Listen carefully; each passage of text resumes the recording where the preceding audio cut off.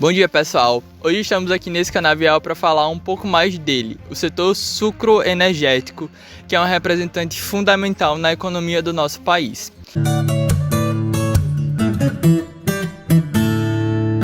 De uma forma geral, o setor sucroenergético vai ser aquele que vai abranger as empresas que vão atuar na produção de açúcar, etanol e de energia. Esse açúcar, etanol e energia são produtos que vão ser derivados da monocultura da cana-de-açúcar, que é amplamente cultivada aqui no Brasil. Para se ter uma ideia de como a cana-de-açúcar e as suas culturas são importantes para o desenvolvimento da economia, nos anos que compreenderam as safras de 2020 e de 2021, nós tivemos 654 milhões de toneladas de cana-de-açúcar sendo produzidas que vão ser destinadas à produção de açúcar, energia e etanol, como eu falei. Nesses anos, a produção de açúcar foi de 41 milhões de toneladas de açúcar e 29 bilhões de litros de etanol. Bom, isso parece um pouco representante do setor interno, uma grande parcela representante do setor interno, mas que não para por aí. No setor externo, no setor de exportações, no ano de 2021, o setor sucroenergético foi o quarto protagonista nisso daí, sendo representante de um percentual de 9,9% do total exportado nesse ano. Mas toda essa produção e todos esses números são somente causas, são somente consequências e resultados. A produção, ela está muito longe de começar na própria agroindústria. Quando a gente fala do início mesmo, isso é onde toda essa produção vai começar, no setor canavieiro. O setor canavieiro, atualmente, ele tem como seus principais vetores nas suas funções o homem e a máquina aqui no Brasil. As suas produções e as suas atividades que eu falo seriam o próprio corte da cana-de-açúcar e o posterior transporte. Com relação à máquina, hoje em dia nós utilizamos uma difusão maior da mecanização para poder realizar esse corte de cana-de-açúcar, principalmente nas regiões que passaram por um processo de industrialização muito mais forte ao longo do tempo. Essas regiões, quando a gente fala nelas, vem logo à mente a região Centro-Sul. Então seriam as regiões que na verdade compreendem esse complexo regional Centro-Sul, que são as regiões Centro-Oeste, Sudeste e Sul. Com relação a números da colheita manual nessas regiões, nós temos nas safras que compreenderam os anos de 2020 e 2021, uma utilização de somente 0,6% do corte manual na região Centro-Oeste, de 1,6% na região Sudeste e de 0,9% na região Sul, o que difere muito do que a gente é acostumado nas nossas vivências no corte da cana-de-açúcar aqui no Nordeste, por exemplo. Somente nesses anos de 2020 e 2021, o percentual do corte da cana-de-açúcar manual foi de 74%, um contraste muito grande com relação às outras regiões. Esse número é um número que, inegavelmente, ele vem reduzindo cada vez mais, de forma muito gradual, mas que ainda assim apresenta uma parcela majoritária dos homens e mulheres que trabalham todos os dias no corte da cana-de-açúcar de maneira árdua e de maneira que, por muitas vezes, está submetida à situação de má remuneração, de estresse, de cansaço e que se confunde e se encontra muitas vezes com a própria história do nosso Brasil. Nós temos nesse setor, por muitas vezes no corte da cana-de-açúcar, a representação dos latifundiários com poderio econômico e político e, por um outro lado, a representação desses cortadores de cana que são mal remunerados e estão submetidos a condições muitas vezes insalubres de trabalho e não têm sequer uma devida recompensação ao longo do tempo. Seguindo os dados, isso equivale que cada pessoa bata sua meta diária com 12 toneladas de cana por dia, o que equivale a 800 vezes um trajeto de 1,5 a 3 metros com 15 kg de cana na mão. Isso equivale também a 133 mil golpes com facão, 36 mil flexões e 8,8 km caminhados por dia, fazendo com que a pessoa também perca 8 litros de água por dia.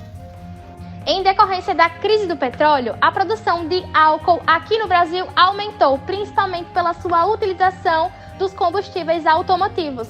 Porém, uma coisa que decaiu aqui no Brasil foi a taxação do petróleo e dos seus derivados. Com isso, mais regiões aqui do Brasil começaram a aumentar suas produções. As que não tinham começaram a ter e as que tinham começaram a crescer, fazendo com que 768 milhões de toneladas fossem produzidas na safra de 2016.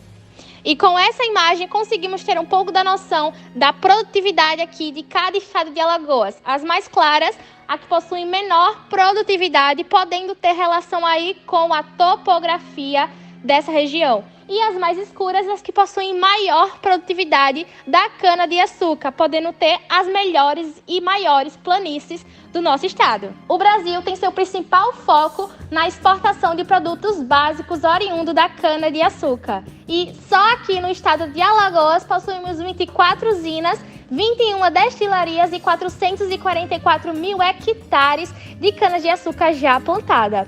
E um grande exemplo de produção é a Zona da Mata, porque ela sozinha, em 2018, foi a principal exportadora, com 57% das exportações do Brasil em 2018 e em 2019 com 83%. O corte da cana-de-açúcar aqui no estado de Alagoas, ela é realizada na sua forma manual, quase em sua totalidade.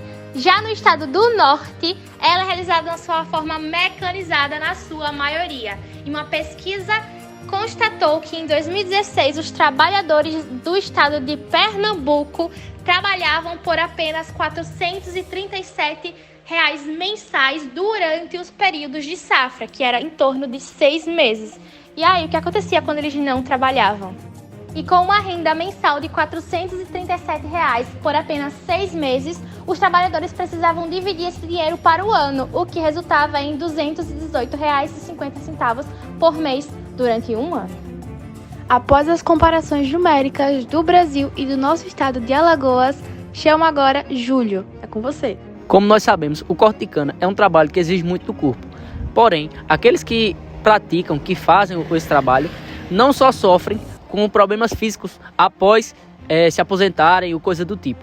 Também existe a preocupação na saúde mental dos ex-trabalhadores. Bom, é um trabalho que leva muita exaustão e por isso acaba levando o trabalhador a pensar: será que eu estou sendo bem recompensado pelo aquele trabalho que eu estou praticando? E isso eu acredito que venha mexer com a saúde mental e a pessoa acaba tendo danos futuramente. Olá pessoal, estamos aqui hoje com a Maria Rita dos Santos, mais conhecida como Irmã Rita, e para conhecer um pouco mais sobre a jornada de trabalho de uma cortadora de cana. Então, a Irmã Rita, ela é atual estudante do curso técnico integrado em alimentos na modalidade EJA, que é a educação de jovens e adultos. Inicialmente eu queria que a senhora falasse um pouco sobre a sua jornada de trabalho como cortadora de cana. Foi muito cedo na minha vida, né? Aos 14, 15 anos, até os 16 ainda trabalhei um pouco cortando cana. Meus pais, eu venho de uma família humilde. Meus pais, eu nasci no sertão, mas tivemos que vir morar por conta da seca. Meu pai não conseguia emprego e viemos morar como eu sou sergipana, viemos morar numa zona rural que tem por nome Estiva, lá na cidade de Nossa Senhora do Socorro, próximo à cidade de Laranjeira, que fica próximo também à usina.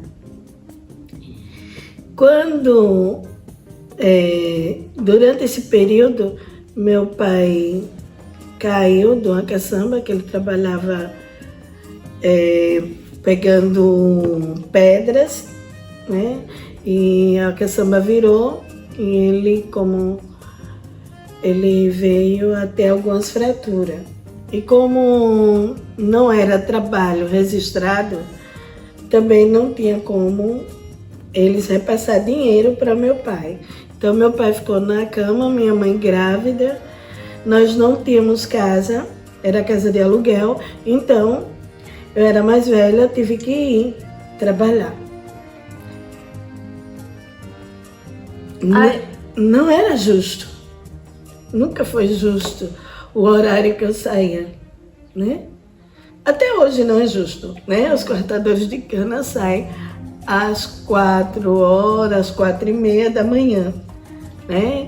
E lá nós levávamos, e levo até hoje, eu tenho pessoas próximas que eu posso comprovar, né? nós levamos a marmita, vamos dizer, né? Uma vasilha com comida. E naquela época não tinha nem vasilha, era lata de leite que alguém doava e a gente botava comida dentro, tapava, por isso chamam as pessoas que cortam cana de boia fria. Sim, sim. Porque quando é meio dia já tá frio, tem vezes que tá azedo e tem vezes que a gente não tem nem o que levar na realidade.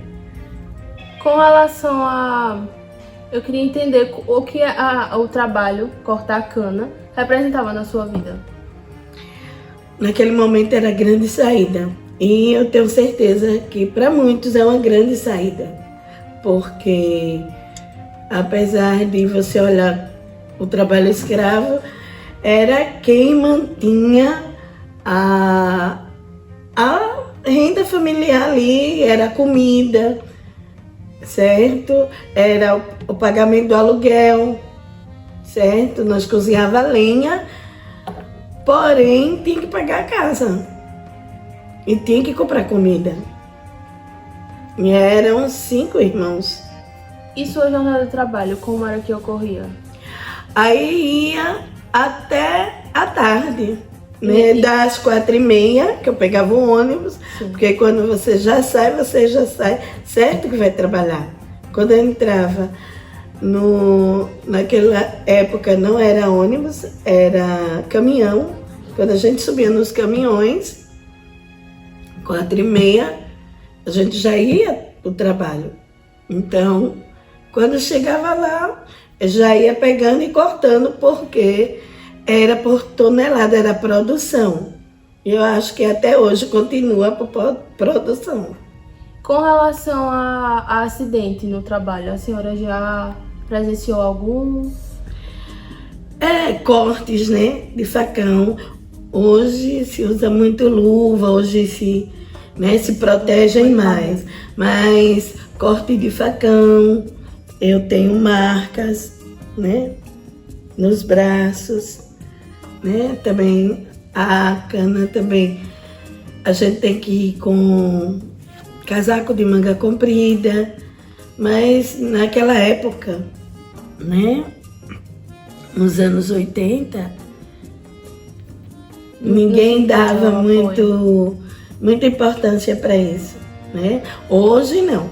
Hoje eles têm a vestimenta, tem sapato apropriado, tem o chapéu, né? Hoje corta cana, a gente vê muito ainda sofrido, porque é um trabalho sofrido. Sim.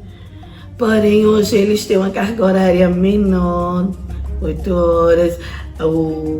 Hoje, o Ministério do Trabalho fica muito Depois de assim, muita luta, né? Depois de muita luta, de muita Reivindicação. história. Ainda temos trabalhos escravos, Sim. né?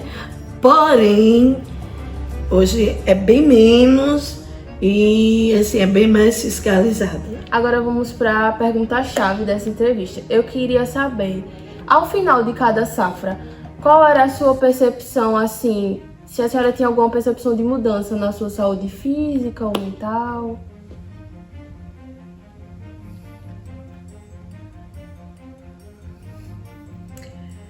A gente pensa um dia melhorar sair dali, né? Ninguém quer ficar direto no corte da cana, né? A gente tem percepção de estudar e sair dali. Quem é mais velho, né? Hoje tem carteira assinada, antigamente não tinha, hoje tem carteira assinada, a percepção é se aposentar. Sim. Mas naquela época eu era que meus pais conseguissem ter uma casa e eu pudesse estudar. Era tudo voltado mais ao seu sustento. Sim. Então, pessoal, aqui finalizo a entrevista com a irmã Rita. Agradeço por a senhora estar aqui, ter falado, repassado todas essas informações. Pode ter certeza que nos ajudou bastante. Obrigada. E é isso. Tchau. Tchau, obrigada.